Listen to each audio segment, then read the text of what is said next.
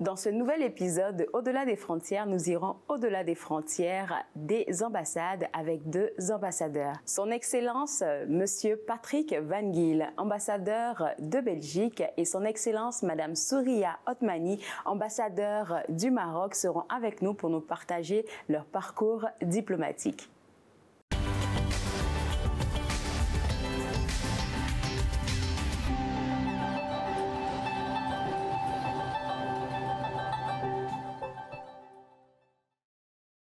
Bonjour et bienvenue à cet épisode de Au-delà des frontières. Aujourd'hui, on va au-delà des frontières des ambassades et j'ai la chance d'avoir deux ambassadeurs que vous connaissez sûrement dans notre communauté ici avec moi. On a Son Excellence Madame Souriya Othmani, ambassadrice du Maroc, et elle porte d'autres chapeaux, on va en parler un peu plus tard, et aussi l'ambassadeur de Belgique qui lui aussi porte un autre chapeau, plusieurs chapeaux je devrais dire, Monsieur Patrick Van Giel.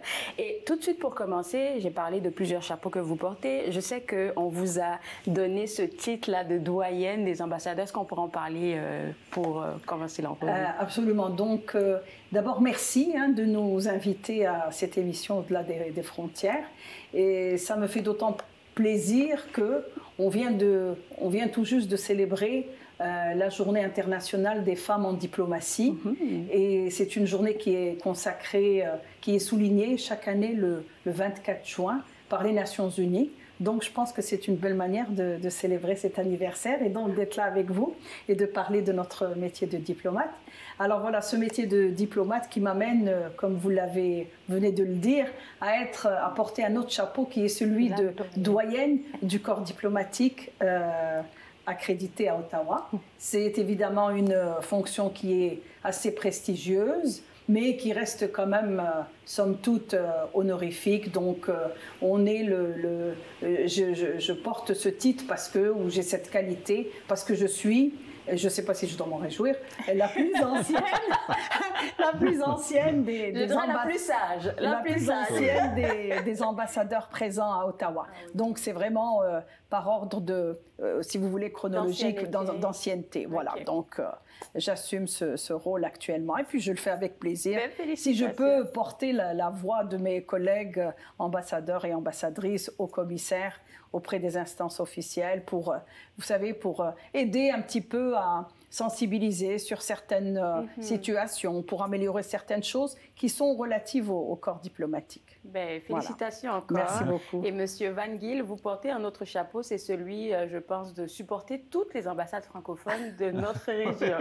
Oui, je coordonne en effet aussi le groupe des ambassadeurs et ambassadrices francophones ici à Ottawa. Ça fait à peu près une 50 missions, mais bon, disons qu'il y a une 40 chefs de mission qui sont plus actifs au sein de la francophonie, parce que pas tous les ambassadeurs qui sont observateurs aux pays associés auprès de l'Organisation internationale de francophonie parlent très bien le français. Alors, une quarantaine qui sont plus actifs. D'accord. Écoutez... Et je voudrais ajouter qu'il le fait très bien. Son métier de coordonnateur du groupe des ambassadeurs francophones, vous ne pouvez pas savoir le nombre d'activités qu'il organise, le nombre d'événements qu'il initie. Et puis, non, c'est vrai que c'est très intéressant. Et puis, nous, ça nous fait plaisir parce que plus vous rencontrez dans notre métier, plus vous rencontrez de responsables, d'officiels, de gens de la société civile, des gens comme vous, des médias, plus on est content, parce que c'est notre but, c'est de communiquer, c'est d'échanger, c'est d'apprendre les uns des autres. Je sens que cette émission-là sera excellente, là. Je peux le sentir déjà. Il y a une belle dynamique comme vous. Et puis, moi, mes questions, elles sont toutes prêtes, là. Et j'aimerais qu'on fasse un retour en arrière dans votre vie diplomatique. Je sais que M. Van Giel, ça fait 25 ans de carrière en diplomatie. Et Mme Souriya, c'est ça? Souriya, pardon, ça fait... on approche à 40 ans. Presque 40 ans. Presque 40 ans. On va commencer par le choix de carrière. Est-ce que c'était un choix qui était naturel ou c'était comme finalement, je pense que mon cursus scolaire m'emmène vers là? Comment s'est fait ce choix-là?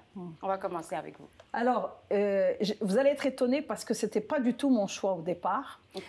Moi, j'ai fait du droit, j'ai fait une licence en droit. Et puis, je voulais m'orienter vers le barreau. Mon rêve, c'était d'être avocate. Bon, je voyais des émissions à la télé et je voyais, il y en avait une qui s'appelait « Accusé, levez-vous » et puis qu'il était toujours défendu par un brillant avocat et je me dis « Waouh, ma vocation, c'est ça ». Mais finalement, à l'époque où moi, je voulais m'orienter vers la profession d'avocat, mon père, que Dieu ait son âme, lui, il n'était pas du tout de cet avis parce qu'à l'époque, au Maroc, dans les années 80, il disait la place d'une femme n'est pas dans un tribunal. C'était la mentalité il n'était pas de mauvaise foi, mais c'était la mentalité qui prévalait à l'époque. Oui. Et puis, c'est vrai que les juges, les avocats, les présidents de tribunaux n'étaient pas, à l'époque, c'était pas en majorité des femmes, d'accord? Il y avait très peu. Bon, grâce à Dieu, les choses ont évolué depuis. Maintenant, je pense qu'il y a autant de juges, d'avocates et de présidentes de tribunal que dans l'élément masculin que dans l'élément féminin. Et les choses ont bien évolué, c'est sûr. Mais c'est la même chose pour la diplomatie, parce qu'à l'époque, la diplomatie, c'était un domaine qui était traditionnellement réservé aux hommes. Alors moi, je voulais faire avocate. Mon père m'a dit non, pas question. Moi, je pense que tu devrais plutôt t'orienter vers le ministère des Affaires étrangères. La diplomatie, c'est prestigieux, c'est bien. Puis voilà, donc je l'ai écouté et je vous assure qu'il n'y a pas un jour où je ne bénis pas sa mémoire parce que c'est un choix extraordinaire et c'est vraiment une carrière enrichissante où on apprend chaque jour et puis avec des horizons extraordinaires. Et donc, je pense que il n'y a pas un moment où je regrette d'avoir embrassé la carrière diplomatique. Et vous, M. Van Giel, est-ce que c'était le choix de papa ou Non, moi, j'ai pas de famille dans la diplomatie. Non, pas du tout. Mais par contre, pour moi, c'était évident. C'est ce que j'ai toujours voulu faire. Et j'avais un professeur, quand j'étais jeune, qui est devenu diplomate. Et je dis, bon, c'est ça que je veux faire. Les relations internationales, ça m'a toujours fasciné. Et comme Soria, justement, ça me fascine encore. Et j'ai d'ailleurs commencé ma carrière quelque part au Canada parce qu'en tant que stagiaire diplomate, on m'a envoyé à Ottawa il y a 25 ans. Alors, c'est comme on ferme la boucle là maintenant. C'est ça. Quand je suis arrivé ici, j'ai dit de retour. Et voilà. Mais je crois que, comme Soria, j'ai jamais regretté le choix que j'ai fait. Je suis aussi juriste de formation, mais quand j'ai eu parce qu'il faut passer à un concours diplomatique chez nous. Dès que j'ai réussi le concours diplomatique, j'ai dit non, c'est ça que je veux faire et j'encourage aussi tous les jeunes téléspectateurs de se présenter au concours diplomatique parce que, bon... Et peut-être qu'il y a des gens qui se posent la question de savoir à quel point c'est difficile. Parce que moi, d'une citoyenne comme tous les autres qui ne connaissent pas vraiment votre travail, dans ma tête, je me dis il faut vraiment avoir un sens du détachement incroyable pour être ambassadeur ou travailler dans le corps diplomatique. Oui. Et moi, là, comme... j'ai du mal avec ça. Je me demande comment vous y arrivez à avoir ce sens de détachement-là. On n'est pas détaché, pas du tout. Non, moi je pense pas. Parce qu'on bouge de pays à pays. Ah, d'accord, oui, on dans ce sens. On s'attache à des gens qu'on doit laisser après pour partir. Non, c'est vrai. Vous savez, en général, et je suis sûre que Patrick sera d'accord avec moi, on pense que comment les diplomates sont perçus d'une manière générale, qu'on soit ambassadeur ou simple diplomate. On nous voit comme des gens qui se baladent de réception en réception, qui font les mondanités. Mais je vous assure que ce n'est pas du tout ça. Et c'est vrai que c'est une très grande responsabilité. C'est vraiment, bon, bien sûr, c'est prestigieux, mais c'est une grande responsabilité. C'est une responsabilité de tous les moments, de tous les instants.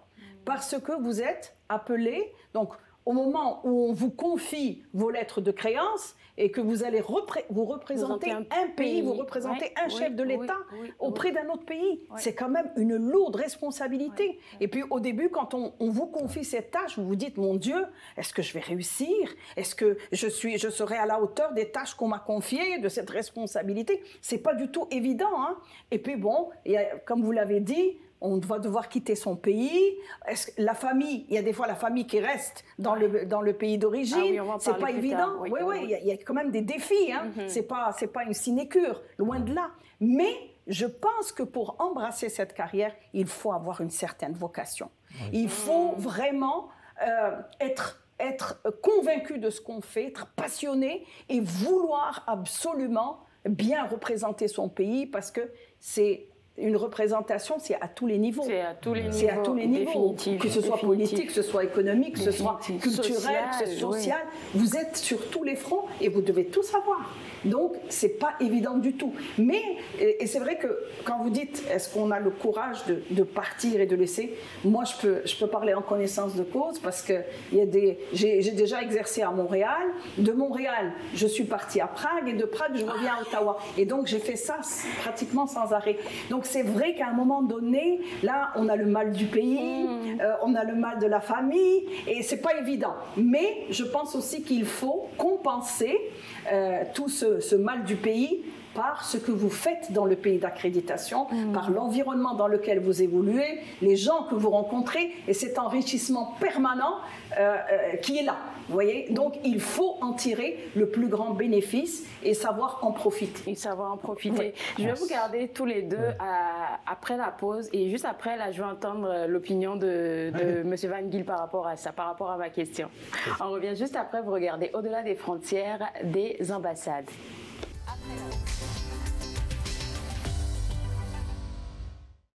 De retour à Au-delà des frontières de l'ambassade, avec moi toujours mes deux invités, l'ambassadeur du Maroc, Souria Othmani, et l'ambassadeur de Belgique, Monsieur Patrick, son Excellence Patrick Van Giel. Et avant la pause, on parlait de cet esprit de détachement qu'il faut quand même essayer d'avoir quand on embrasse le corps diplomatique. Madame Othmani a donné son opinion là-dessus. Monsieur Van Giel, j'ai envie de vous entendre. C'est très facile de dire qu'on doit se détacher d'une façon ou d'une autre parce qu'en réalité, ça ne se fait pas. On rencontre des gens, on s'attache quand même aux personnes qu'on rencontre. Et pour moi, évidemment, c'est encore plus difficile parce que je laisse pour la première fois mes enfants en Belgique, qui font des études en Belgique. Ça fait mal au cœur. Mais c'est bien d'avoir les émissions comme ça parce que souvent, les gens ne comprennent pas ce que fait un ambassadeur ou une ambassadrice. Et alors, même mes propres enfants me posent souvent la question, qu'est-ce que tu fais? Et en réalité, oui, le sens de détachement, mais on voyage aussi énormément. Être accrédité au Canada, c'est quand même un travail très particulier parce que c'est un très grand pays. C'est-à-dire qu'on passe pas mal de temps dans les avions, dans les trains, en route. C'est ça qui fait le Canada une destination différente d'autres destinations. OK. Parlons de votre première accréditation. Alors, je vais rester avec M. Van Giel. La première, il y a 25 ans en arrière, c'était dans quel pays? C'était pour quel pays? Justement, j'étais stagiaire ici à Ottawa. En tant que stagiaire, en tant que stagiaire diplomate. Et, mais moi, j'étais surtout content d'être bien entouré à ce moment-là parce que j'étais très jeune, j'avais 25 ans. On voit dans un pays qu'on connaît très, très peu. Où il fait froid, on dit il fait froid. Ça en plus. Je travaillais surtout sur des dossiers économiques et c'était la première fois. On découvre comment il faut faire le travail. Mais mon ambassadeur à l'époque, qui est encore venu me visiter il n'y a pas longtemps, m'a aidé énormément pour m'expliquer le travail. Et ensuite, ça a été quel pays après le... Moi, j'ai surtout fait de ce qu'on appelle du travail multilatéral auprès des organisations internationales comme l'OCDE à Paris ou les Nations Unies à Genève. Et en tant qu'ambassadeur, j'étais ambassadeur à La Havane, mais aussi accrédité à un moment donné en République dominicaine et Haïti. Bon, ça fait un bon voyage. Et vous, Madame Othmani, en 40 ans, là, la première accréditation, est-ce qu'on s'en souvient? Vous savez, je pense que j'ai une carrière un peu similaire à celle de Patrick parce que j'étais aussi dans le... J'ai pratiquement toute ma carrière dans la coopération multilatérale. C'est quoi la coopération multilatérale? C'est auprès des organisations internationales. D'accord. Donc, quand j'étais au ministère, donc au sein du ministère, moi, je suis une diplomate, sans doute comme Patrick, ce qu'on appelle une diplomate de carrière. Vous commencez au ministère des Affaires étrangères, pratiquement au plus bas de l'échelle, et puis vous grimpez petit à petit tous les échelons pour arriver finalement. La consécration, je pense, c'est ambassadeur, c'est le plus haut poste. Et puis, donc, quand j'ai commencé, mon premier poste, ça a été à l'étranger, vous voulez dire. Oui. J'ai commencé ma carrière de diplomate comme consul général à l'étranger, consul général à Montréal. Ah, OK. Oui. Donc, j'ai passé 7 années à Montréal et c'est sans doute ce qui a favorisé ma nomination en qualité d'ambassadeur à Ottawa, parce que mon administration se disait, bon, elle connaît déjà le terrain, elle connaît le pays, elle va pouvoir être opérationnelle tout de suite, vous voyez. Donc, on fait il y a toujours ce genre de paramètres qui entrent en ligne de compte. Mais j'ai fait aussi des postes multilatéraux comme Vienne, Et là, vous travaillez autant auprès des Nations Unies, de l'Organisation des Nations Unies à Vienne, que auprès de la capitale même, donc Vienne, sur le plan bilatéral. Vous exercez également, vous essayez de développer toutes les relations sur le plan bilatéral, sur le plan de tout ce qui est Nations Unies. Et puis il y avait même l'OSCE à Vienne, puis il y avait aussi l'OPEP. On devait représenter notre pays à tous ces niveaux, vous voyez. Donc c'est ça le multilatéral. Le multilatéral, quand vous avez plusieurs partenaires en face de vous, le bilatéral, c'est juste vous et le pays dans lequel vous êtes accrédité. C'est bien expliqué. Et puis, vous avez dit quelque chose tous les deux qui m'interpelle beaucoup. Madame Othmani l'a dit, les gens se demandent, c'est quoi que fait un ambassadeur? Et puis vous avez dit pareil, j'ai envie de savoir aussi, vous faites quoi? C'est quoi votre travail, les ambassadeurs, concrètement? Qu'est-ce que vous faites? Alors, ce qu'on fait, c'est au jour le jour. Vous êtes là et vous devez développer, renforcer, consolider les relations de votre pays avec le pays d'accréditation. À tous les niveaux. À tous les niveaux. Il n'y a pas... Là où on peut faire avancer notre partenariat, on le fait. Vous voyez? Alors, plus vous développez de projets, plus vous signez de conventions, plus vous organisez de visites ministérielles, de hauts responsables, etc., mieux c'est. Parce que ça renforce et la compréhension et la relation de votre pays avec celle du pays d'accréditation. Est-ce que vous auriez des conseils ou des stratégies que vous utilisez pour faire fonctionner pour renforcer ces relations avec le pays d'accréditation? Mais il faut toujours voir un peu la conjoncture internationale, parce que je suis ambassadeur de Belgique ici au Canada aujourd'hui, mais peut-être que ce sera différent pour celui qui me succède. C'est vrai, c'est vrai. Je crois que pour les tâches d'un diplomate, on m'avait toujours dit, il faut négocier, et aussi représenter et rapporter. Ça, c'était les 3 tâches de base pour un diplomate. Mais le monde a tellement changé, aussi le monde diplomatique a changé. Alors on fait nettement plus, par exemple, de la diplomatie publique, ce qu'on fait aujourd'hui, par exemple, ce qu'on faisait moi, mes prédécesseurs, par exemple. Oui. Les réseaux sociaux n'existaient pas encore. Non. Maintenant, on se lance aussi sur les réseaux sociaux. Est-ce que c'est difficile de s'adapter à ce monde-là qui est en constant changement avec votre emploi? Parce que là, on parle des médias sociaux. Là, je me dis, 20 ans, 25 ans en arrière, ça aurait été tellement difficile d'avoir des ambassadeurs dans un studio en train de parler de leur travail ouvertement comme ça. Donc, comment on arrive à s'adapter à ce monde-là qui n'arrête pas de changer à chaque fois? Moi, je pense qu'il n'y a pas le choix. Il n'y a pas le choix. Vous devez vraiment prendre le train en marche. Et c'est vrai, cette dimension des réseaux sociaux et de l'évolution technologique qu'on connaît actuellement, elle est très importante et elle est à prendre en charge. C'est ça. Il y a même certains pays qui consacrent, qui ont des fonctionnaires qui s'occupent particulièrement des réseaux sociaux. Oui. Et parce que les réseaux sociaux vous permettent d'anticiper, d'abord de comprendre ce qui se passe et d'anticiper certains événements. Vous voyez? Et de rester en contact avec votre public. Tout à fait, tout à fait. Donc c'est très très important. Oui, on n'a pas le choix. Il faut s'adapter. Il faut suivre cette tendance. Et puis moi, franchement, quand j'avais commencé au ministère, jamais je ne me serais imaginé que ma propre administration allait employer le Twitter, le Facebook, l'Instagram.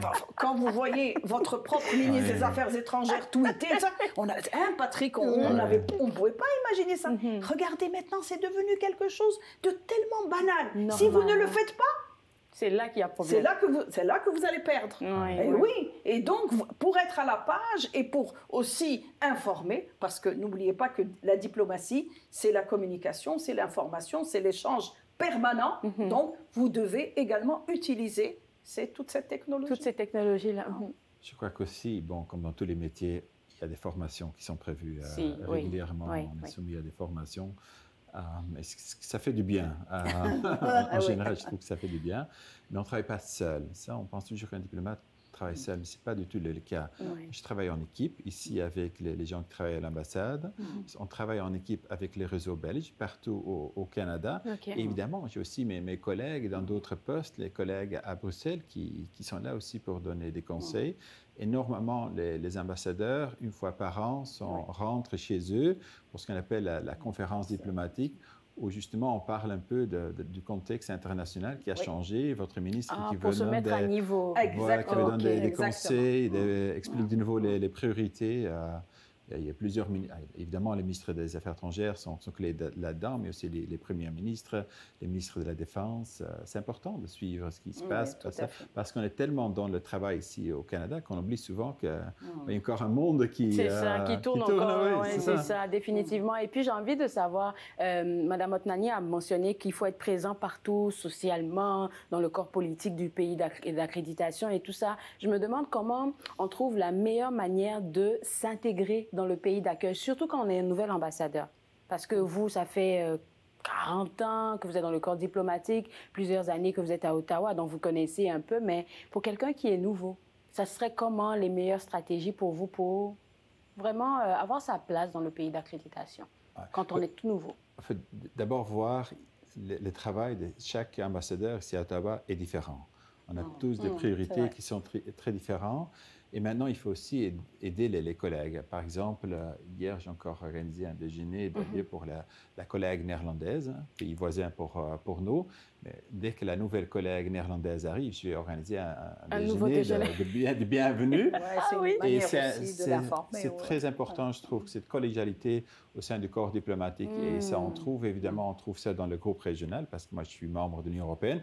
La Belgique est même la présidence de l'Union européenne pour l'instant, mais aussi au-delà, parce qu'on parlait au-delà des frontières, mais je crois qu'au-delà des groupes régionaux, c'est important, parce que, par exemple, la Belgique et le Maroc, on travaille étroitement ensemble, c'est important. Alors, est-ce qu'il y aurait, Mme Otnani, est-ce que vous voulez ajouter quelque chose? Oui, je voulais dire que l'aspect collaboratif dont parlait Patrick est très, très important. Vous savez, l'échange d'expériences, on a beau avoir 40 ans ou 45 ans dans la diplomatie, chaque jour, vous apprenez quelque chose. Et puis, il faut rester humble, il faut rester modeste et vouloir apprendre, d'accord? Parce que c'est très, très important. Et nous, dans le corps diplomatique, on a établi ce qu'on appelle les groupes régionaux. Donc, chaque groupe régional a son doyen. C'est le plus ancien ambassadeur ou ambassadrice du groupe. C'est lui qui préside. Et puis, on fait des réunions, soit mensuelles, soit bimensuelles, ça dépend. Et justement, elles ont pour but d'échanger de l'information, d'échanger nos expériences respectives, de nous enrichir les uns les autres. C'est très, très important. J'imagine, parce que si tu n'apprends pas, par exemple, M. Van Giel, vous avez mentionné tantôt qu'il y a quelques semaines, le premier ambassadeur qui vous a reçu comme stagiaire est venu vous visiter. Oui. Je pense que ce genre de relation-là, ça aide à avoir une petite tape dans l'épaule pour dire, OK, tu fais une bonne job là. Oui. Sûrement avoir les mentors, c'est important. Tout à fait, c'est important, c'est important. Oui. Alors, est-ce qu'il y a des mentors qui vous ont impacté? Parlons de ça dans vos dans votre différent parcours. Moi, je voudrais parler parce que, et justement, c'est aussi un conseil que je voudrais donner à toutes les personnes qui s'intéressent à la diplomatie, qui veulent embrasser la carrière diplomatique. Je pense que avoir une expérience dans la diplomatie multilatérale est très important. Quand je dis multilatérale, c'est les Nations Unies. Moi, j'ai commencé comme ça. J'ai passé plusieurs mois à New York, aux Nations Unies, et là, ça a été... Mais écoutez, c'est fantastique, parce que vous avez affaire à 190 pays, 190 nationalités différentes. Imaginez cet enrichissement. Mais c'est extraordinaire. Où est-ce que vous allez le trouver? Et ça prépare avant d'aller en fonction. Mais tout à fait. Et puis, l'ambassadeur avec lequel, ou le collègue avec lequel, qui me mentorait, si vous voulez, à l'époque, il me disait, moi j'étais impressionnée, j'étais au sein des commissions des Nations Unies, il y a la commission économique, la commission financière, etc. Et puis, pour moi, c'était un monde que je découvrais pour la première fois, qui était à la fois fascinant et aussi, ça créait beaucoup d'appréhension. J'entendais les diplomates prendre la parole au nom de leur pays, défendre leur position, argumenter, mais c'est extraordinaire.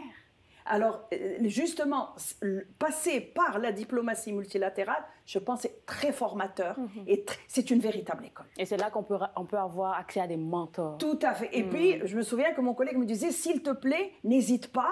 Et si n'importe quelle question, même si elle te semble stupide, pose-la. parce que c'est comme ça qu'on apprend. J'ai eu de la chance quand même d'avoir des collègues hommes qui m'ont chapeauté, qui m'ont guidé, qui m'ont orienté, et je trouve ça c'est extraordinaire. Alors donc ça c'est l'expérience multilatérale, mais le bilatéral est aussi passionnant, est aussi, je veux dire, c'est aussi une source d'enrichissement permanent. Donc ne pas oublier la dimension multilatérale qui est très importante, mais évidemment toutes les autres aussi le sont. Oui. On a chez nous un système justement des gens qui aident les jeunes collègues. On peut postuler et dire voilà, on est disponible. Et maintenant, justement, avec la nouvelle technologie, tout est possible. On peut aider même quelqu'un qui à distance. Alors, je crois qu'avoir une personne en tête, pas tellement. Je cherche plutôt à faire la synthèse de plusieurs de mes anciens chefs, parce que chaque ambassadeur a ses qualités. C'est vrai. Certains collègues sont très aptes à aller rencontrer la communauté belge. D'autres sont plus axés sur la stratégie, la diplomatie économique. D'autres ou académique. Alors, tout est possible. C'est surtout la synthèse qu'on cherche, pour moi. Très intéressant. On va prendre une pause et je pense qu'après la pause, on va aller plus personnel dans les questions. Peut-être qu'on a envie de savoir c'est quoi les crèmes glacées préférées de nos deux ambassadeurs. On revient juste après la pause. Regardez Au-delà des frontières de l'ambassade.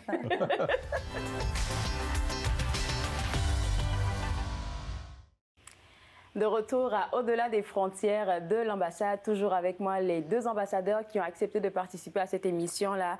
Son Excellence Madame Souriya Othmani et Son Excellence Patrick Van Giel. Et on a parlé de beaucoup de choses. Et tout ce que je retiens de notre conversation jusqu'à maintenant, c'est que c'est une vocation. Être ambassadeur ou travailler dans le corps diplomatique, c'est vraiment une vocation. Il faut vraiment être appelé pour ça. Et là, vous me donnez envie de le faire, mais c'est sûr qu'après la conversation, ça va me passer parce que c'est tellement passionnant de vous écouter parler. Et là, maintenant, j'ai envie qu'on parle, en fait, de vos plus beaux souvenirs. On peut commencer par là. Les plus beaux souvenirs dans le corps diplomatique ou même en tant qu'ambassadeur ici au Canada ou dans d'autres pays. Alors, moi, je pense que vous savez, chaque jour, vous pouvez faire de chaque jour un beau souvenir. Pourquoi? Parce que aucun jour dans la vie d'un diplomate ne ressemble à l'autre. C'est sûr qu'on a beaucoup d'activités qui sont répétitives, mais de chaque activité, il y a quelque chose de nouveau. Il y a quelque chose d'original que vous apprenez. Et donc, il faut toujours garder en tête que c'est un échange permanent. Je me souviens quand j'étais consul général, voilà, c'est un beau souvenir, quand j'étais consul général à Montréal, j'ai intégré le réseau des femmes d'affaires du Québec.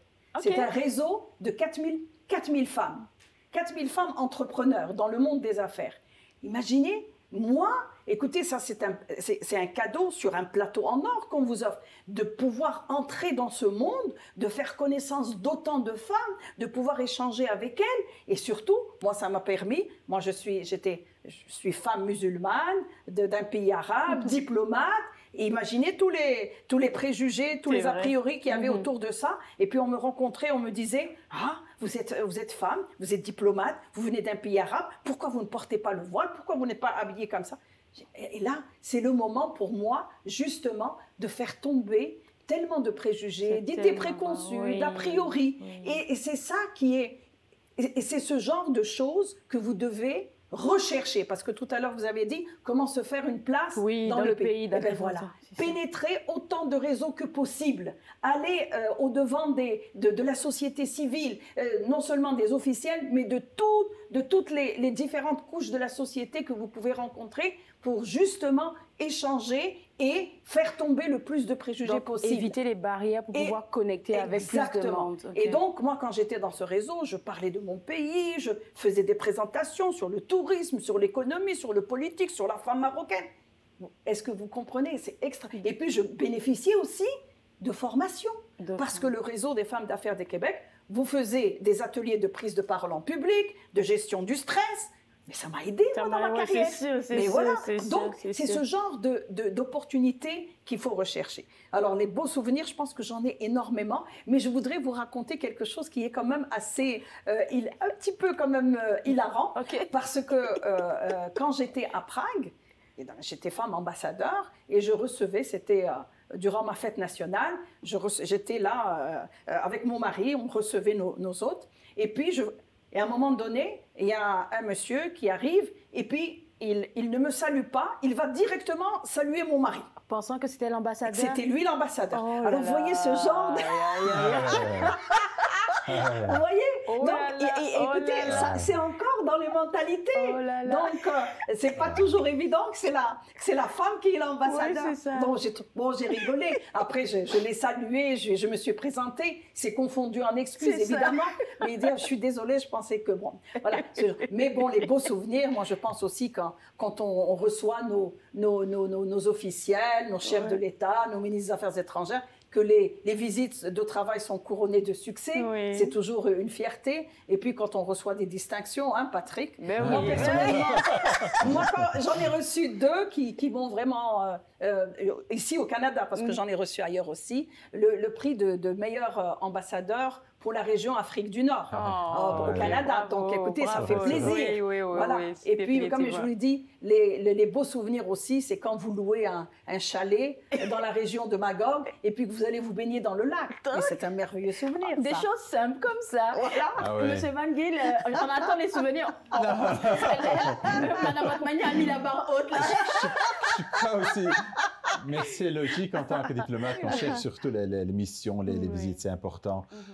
Mais au-delà de ça, je crois que moi, j'ai eu, parce que la diplomatie, on a aussi quelque part un observateur privilégié. Okay. Moi, j'ai eu l'honneur de participer à un voyage du Nord organisé par les voilà. Affaires mondiales, Okay. où j'ai vu les 3 territoires.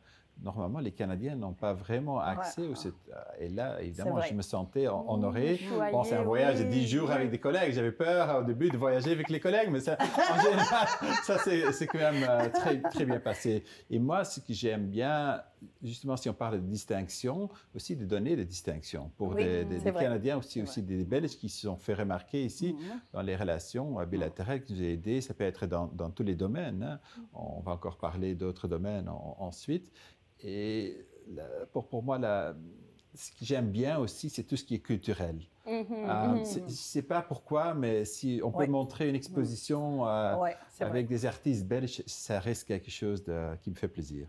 Et comment, c'est ça ouvre la porte sur une question que j'avais. Comment vous faites pour rester en contact avec les communautés que vous représentez, comme communauté marocaine, communauté belge? Comment vous faites? Parce que oui, c'est bon d'être exposé à toutes les communautés, mais on représente déjà les ressortissants de notre pays. Donc, comment vous faites pour garder ce lien et puis pour leur dire, la porte est ouverte, vous pouvez venir me voir?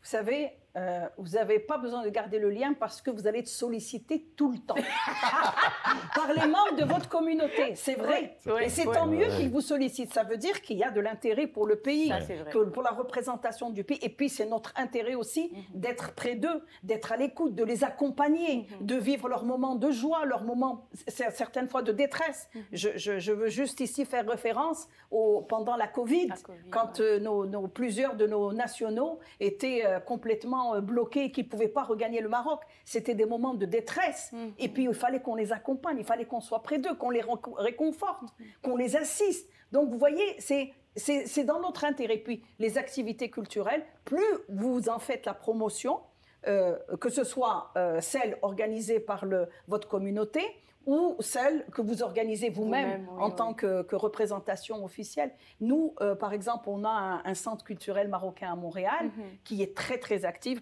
Patrick parlait de diplomatie culturelle. C'est aussi un des axes importants de notre activité diplomatique. Et ce centre organise des centaines d'activités culturelles tout au long de l'année. Et puis, il essaye non seulement d'en organiser à Montréal, mais dans d'autres provinces du Canada, justement en assistant nos communautés qui vivent là-bas. Et chaque fois que je peux les rejoindre pour telle ou telle activité, je le fais tout le temps avec grand plaisir. En tant que citoyenne, je vais vous laisser parler, M. Van Giel, mais je voulais faire ce commentaire-là. Je pense que vous le savez sûrement, mais en tant que citoyenne, j'aimerais vous dire que votre présence dans certaines activités, ça apporte une certaine fierté aux organisateurs parce qu'ils se disent, OK, il comprend la valeur de ce que je suis en train d'ajouter. Exact. On peut entendre des choses dans les couloirs, donc je me mets la porte-parole aujourd'hui des gens là pour vous dire merci parce qu'on sait que vous êtes occupés. Mais même si c'est pour passer faire un discours de 30 minutes, rester 45 minutes, ça compte énormément pour ces citoyens-là. Je voulais juste le mentionner. C'est vrai. Alors, je vais vous laisser parler. Je suis tout à fait d'accord avec vous. Bon, faut pas oublier, évidemment, il faut rester aussi en contact avec le pays, pour moi, la Belgique. Avec le décalage horaire, c'est pas évident. Alors, en général, c'est plutôt le matin pour moi que je reste en contact avec Bruxelles et je m'informe sur ce qui passe chez nous, en Belgique. Et par rapport aux communautés, il y a trop de Belges ici au Canada pour les connaître tous. Mais alors, on travaille à travers des réseaux. C'est ça. Et les réseaux, ça peut être pas mal. Les associations qu'on soutient aussi, ou les consuls honoraires. Il faut vraiment... Et c'est un travail plutôt des stratégies, comment on peut atteindre le maximum. Mais les attentes sont aussi très différentes parce qu'il y a des Belges qui viennent ici travailler pendant quelques années pour ensuite aller ailleurs ou rentrer au pays, mais aussi des Belges, parce que les Belges faisaient partie parmi les migrants les préférés dans le 19e siècle, il y a longtemps. Évidemment, ces Belges n'ont jamais rentré en Belgique, mais c'est intéressant de les connaître, savoir pourquoi ils sont venus. Les histoires sont très différentes, mais c'est vrai que le temps est limité. Il n'y a que 24 heures par jour que je peux les voir. Alors, c'est surtout à travers et voir, des réseaux, voir un peu quels sont parmi les observateurs de cette communauté, quelles sont les priorités, travailler sur ces priorités, parce que sinon, on s'en sort pas. Il a raison. On voudrait bien couvrir le tout, mais c'est pas possible. C'est mission impossible. Alors, une journée, quand on se réveille le matin dans la vie d'un ambassadeur, est-ce qu'on s'attend toujours à qu'est-ce qui va se passer ou ça peut changer du jour au lendemain? D'une minute à l'autre, là, ça peut changer. Moi, je pense que l'inattendu est toujours au coin de la rue. Vous ne pouvez pas savoir ce qui va se passer dans une journée. Vous vous levez tôt le matin, vous avez votre agenda, votre calendrier d'activité, mais vous pouvez toujours faire face à des situations qui étaient complètement inattendues, imprévisibles, vous savez. Et donc, vous devez vous y préparer et essayer de gérer au mieux c'est inattendu, ce qui n'était pas prévisible du tout. Ça peut être une crise politique, ça peut être une crise consulaire. Je suis bien chanceuse de vous avoir eu aujourd'hui parce que ça aurait pu être non, finalement, on ne peut pas venir parce qu'on a une crise. Tout à fait. En tout cas, je suis chanceuse. Il nous reste 4 minutes avant la prochaine pause et le dernier segment. Le dernier segment, on va vraiment parler de votre famille, de vos liens, comment vous faites pour les entretenir et tout, et puis de la condition d'être une femme ambassadeur au milieu d'autres hommes. Et là, ça serait ma question personnelle. On veut savoir, c'est quoi déjà le repas préféré de son Excellence, Madame Othmani? Alors, le repas préféré, là, c'est une colle, parce que moi, j'aime beaucoup de choses. Un peu comme moi, j'aime manger, moi. Oui, j'aime beaucoup de choses. J'aime bien la cuisine traditionnelle marocaine, d'accord, mais j'essaye de faire en sorte qu'elle soit pas quand même trop grasse. J'essaye de la revisiter un petit peu, de l'alléger pour pouvoir la déguster au mieux. Mais je suis ouverte, j'adore la cuisine chinoise, j'adore la cuisine asiatique d'une manière générale, et puis j'adore les spaghettis belges et les frites et les moules. Voilà. Et vous, M. Malgué? Pour moi, c'est très simple. Moi, je viens du pays du chocolat. Alors, pour moi, c'est le chocolat. Parce qu'elle disait qu'elle avait un centre culturel à Montréal. Moi, j'ai une académie de chocolat à Montréal. OK. Est-ce que ça vous arrive, vous, de passer une journée où est-ce que vous êtes en congé? Je ne sais même pas si ça arrive avec vous dans votre calendrier d'avoir des journées de congé, mais de se dire, aujourd'hui, je vais me faire plaisir. Je vais cuisiner moi-même, parce que je sais que vous avez des chefs cuisiniers, vous avez tout ça, mais est-ce que souvent vous vous permettez de vivre dans la maison dans laquelle vous êtes, comme je vais cuisiner, je vais regarder un film? Est-ce que ça vous arrive d'avoir des temps de divertissement? Vous savez, vous avez raison de soulever cet aspect des choses, parce qu'effectivement, le fait de vivre une journée simple, normale, vous ne pouvez pas vous imaginer combien c'est reposant. Alors, faire de la cuisine, moi j'adore, parce que ma fille, elle aime beaucoup de choses. Et donc, mon vrai plaisir, c'est de pouvoir descendre à la cuisine et lui concocter un plat qu'elle aime, un tacos, et c'est sûr qu'elle est surprise parce qu'elle ne s'attend pas à ce que... Exactement, de lui faire des muffins, de lui faire des crêpes, comme elle les aime. Et pour nous, c'est très reposant. Le fait aussi de pouvoir juste m'asseoir avec mon mari, je le salue au passage parce qu'il m'aide beaucoup dans ma fonction, comme je suis sûre que Patrick est aidé par sa conjointe. Et il nous aide beaucoup, les conjoints, franchement. Et puis, c'est un rôle extraordinaire, une patience aussi dont il nous entoure, c'est vraiment... Et alors, le fait de pouvoir m'asseoir avec mon mari, de discuter de choses banales, de regarder un film ensemble, c'est très reposant. J'imagine. Ça, c'est les plus beaux cadeaux et les plus beaux souvenirs quand on pense qu'on peut garder. Et vous, M. Van Giel, est-ce que ça vous arrive de... Même si ce n'est pas la cuisine, mais peut-être de s'asseoir et manger un bon chocolat, un bon chocolat comme aujourd'hui, c'est mon petit plaisir à moi. Ah, je crois que même les diplomates ont droit à la déconnexion de temps en temps. C'est vrai, il faut. Mais bon, ce que moi je cherche à faire, c'est surtout de sortir un peu de la résidence, d'aller me promener, dans la prendre nature. les chats. Oui. C'est ça qui... Il y a de beaux paysages, tout ça. Ou tout simplement contacter des gens en Belgique pour avoir des nouvelles de leur part. Moi, je vais faire ça plutôt le matin, alors le week-end, c'est possible. Pendant la semaine, c'est pas très apprécié quand je les appelle pendant la nuit. Mais oui, c'est important de garder les contacts. À vous écouter, je pense que je vais m'inviter chez Mme Othmani déjà pour commencer, pour manger sa bonne cuisine. Avec plaisir. Bienvenue. Oui, je serai la prochaine adoptée. Là.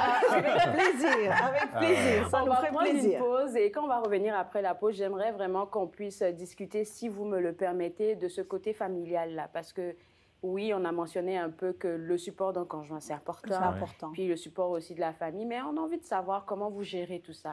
Vie professionnelle et vie familiale. On revient juste après la pause et je vous garde avec moi. Vous regardez Au-delà des frontières de l'ambassade.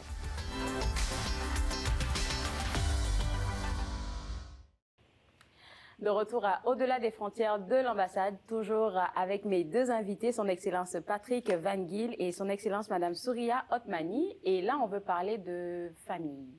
Je sais que c'est assez personnel, mais j'aimerais qu'on aille là-bas pour vous montrer à quel point je pense que c'est difficile d'allier vie professionnelle, votre vie professionnelle chargée et avoir une vie de famille équilibrée. Je ne sais pas qui veut commencer.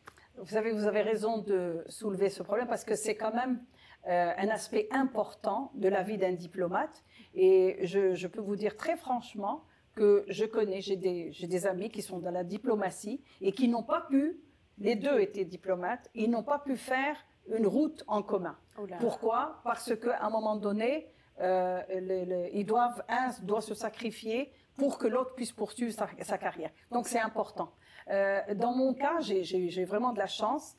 Mon mari, il a accepté de plein gré, donc de renoncer à sa carrière pour pouvoir être avec moi, parce qu'il aurait très bien pu rester au pays, puis poursuivre son cheminement.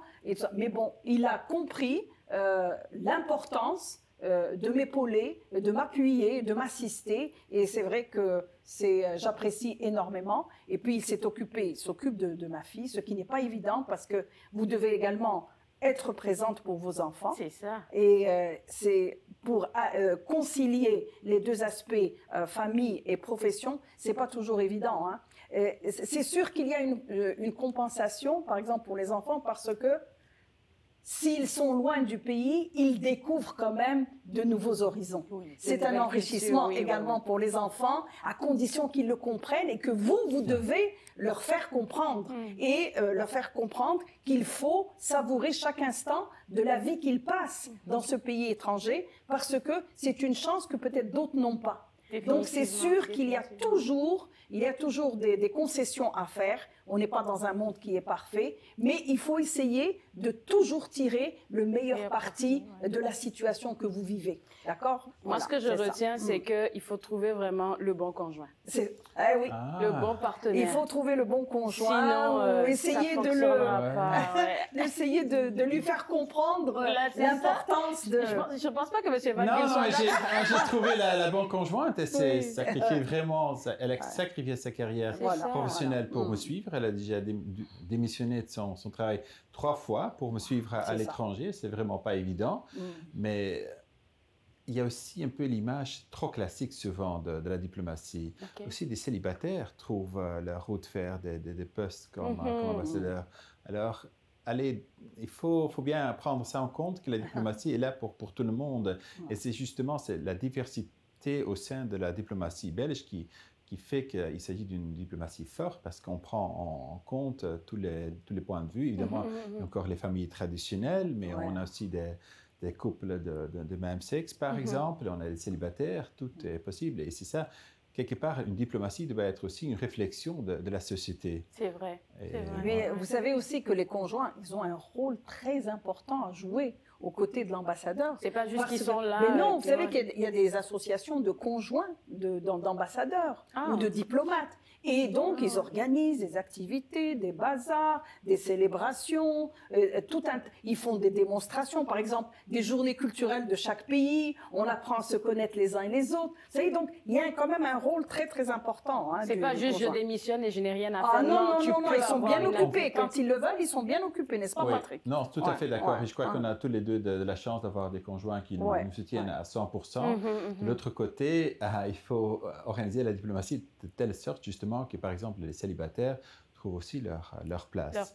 Et qu'il n'y a pas une obligation d'être active aussi dans les si tu n'as pas de partenaire, c'est pas possible d'avoir un partenaire alors qui est actif dans la vie sociale, dans les clubs.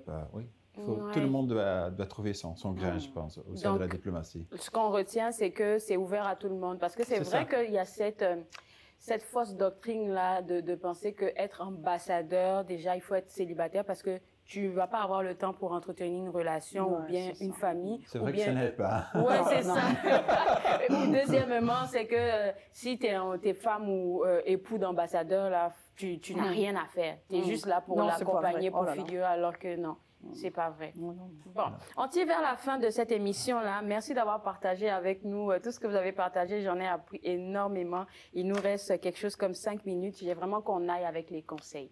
Parce que oui, vous avez dit beaucoup de choses, mais c'est sûr qu'il y a des personnes, surtout en 2024, qui sont encore réticentes, surtout les femmes, Madame Otmani. C'est quoi être une femme ambassadeur au milieu de ce groupe d'hommes-là? Parce que je pense qu'il y a beaucoup plus d'hommes, il me semble, que de femmes, non? Un peu plus. Oui.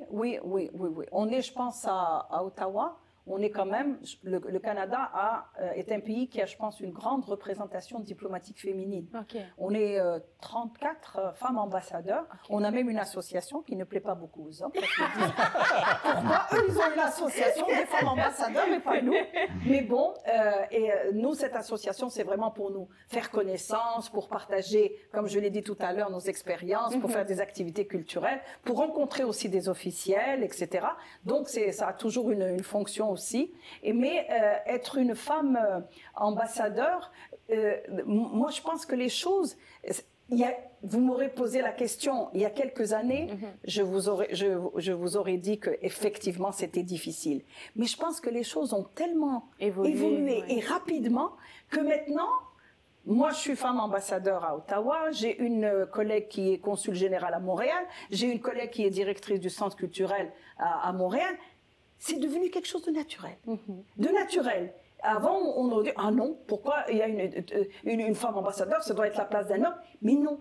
Et je pense que les mentalités ont évolué. Et c'est, si vous devez faire votre place et prouver que vous êtes capable d'assumer vos fonctions, vous devez le faire par le travail. Par le travail et par rien d'autre. Il ne faut pas vous occuper du compte dira-t-on, tout ça. Non, il faut travailler et laisser le succès parler pour vous. Moi, je pense que c'est très important. Et ne pas se remplir la tête du compte dira-t-on ou quoi que ce soit. Il faut prendre les choses quand même d'une manière très normale et très naturelle. Et c'est le meilleur moyen pour réussir. Excusez-moi, M. Van Giel, avant de vous laisser la parole, je vais continuer avec Mme Otmani. Et je pense que ce conseil-là que vous venez de donner, ça s'applique dans toutes les sphères.